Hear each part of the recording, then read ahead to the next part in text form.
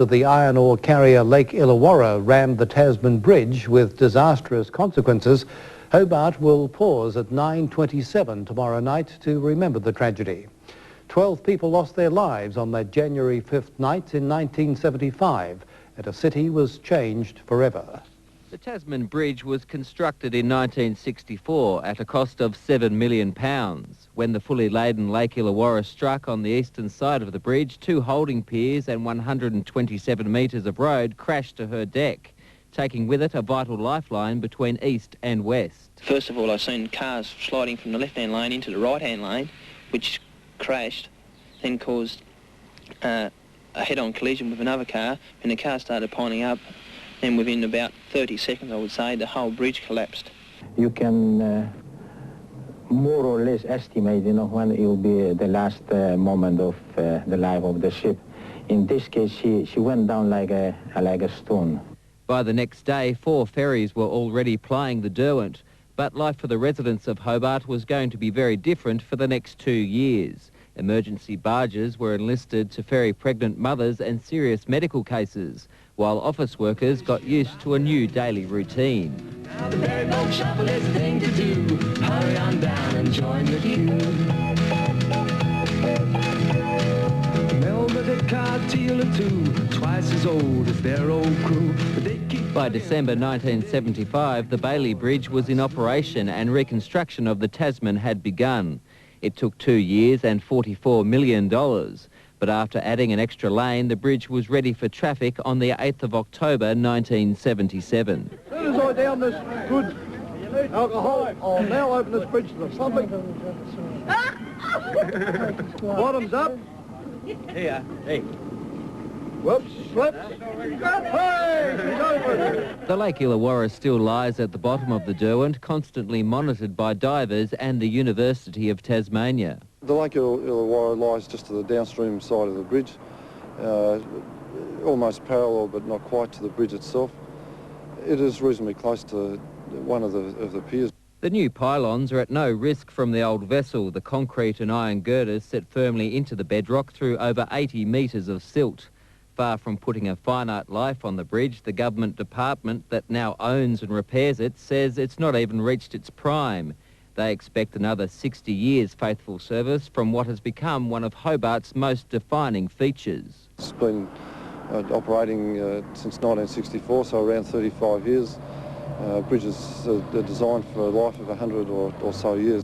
The 25th anniversary of the disaster will be commemorated tomorrow night at a ceremony on the eastern shore underneath the bridge at Montague Point. David Webster, Win News.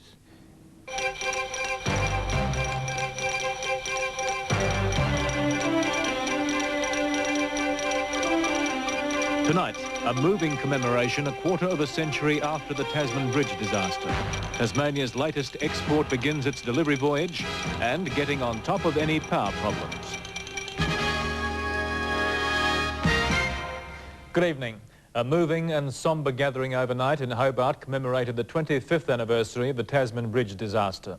12 people lost their lives when an ore carrier brought down the concrete structure, a minute's silence marking the exact moment of that fateful impact.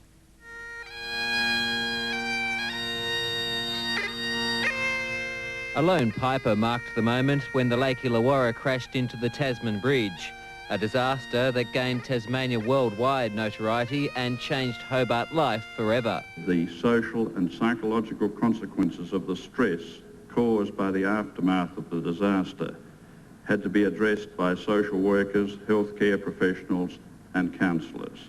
Earlier in the evening, nearly 1,000 people gathered to remember from every vantage point under the eastern approaches to the bridge.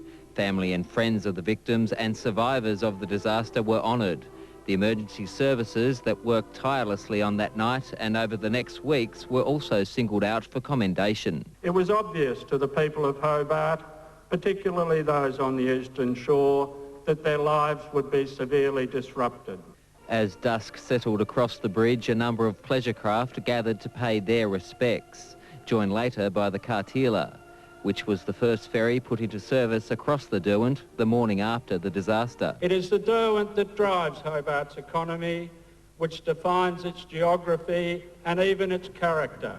and which is the focus of much of our social lifestyle. And then at 9:27 the lights went out to signify the exact time the Illawarra struck, sending 2 holding piers and 127 metres of road to a watery resting place. 12 people died on that fateful night 25 years ago, but 19 survived, as did the city of Hobart, to grow bigger and stronger. We not only recovered from the disaster, but emerged from it stronger, more self-reliant, and a more mature community than we were before.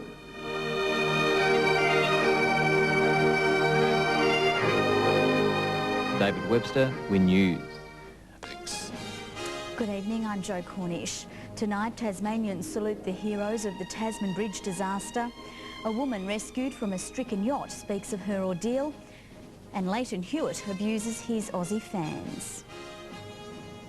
25 years on, and a plaque has been unveiled at the base of the Tasman Bridge to remember those who died when it was struck by a ship in 1975. A ceremony organised by a local service club concerned the significance of the tragedy is being forgotten has shown the bridge collapse will be etched in the minds of generations of Tasmanians. If ever there was any worry Tasmanians would forget the 1975 bridge tragedy, then last night's memorial service shows that hasn't happened. Close to 1,000 people gathered under the eastern approaches to the bridge for an emotional memorial service to remember those who lost their lives and to honour the efforts of rescuers. The Tasman Bridge disaster of 1975 is one of those rare events that people recall, even many years later, and can clearly remember where they were and what they were doing at the time they heard the news. So this evening we recall the disaster, remember those who died, give thanks for all that was done by those who helped to bring us through that time. Governor Sir Guy Green also acknowledged how the tragedy forced changes to the way Hobart developed and managed its city services. And draw inspiration from the reflection that we not only recovered from the disaster, but emerged from it stronger, more self-reliant, and a more mature community than we were before. To mark the time of the bridge accident, traffic was stopped, and at exactly 27 minutes past 9, the lights on the eastern spans were switched off, the bridge thrown into darkness just as it was 25 years ago.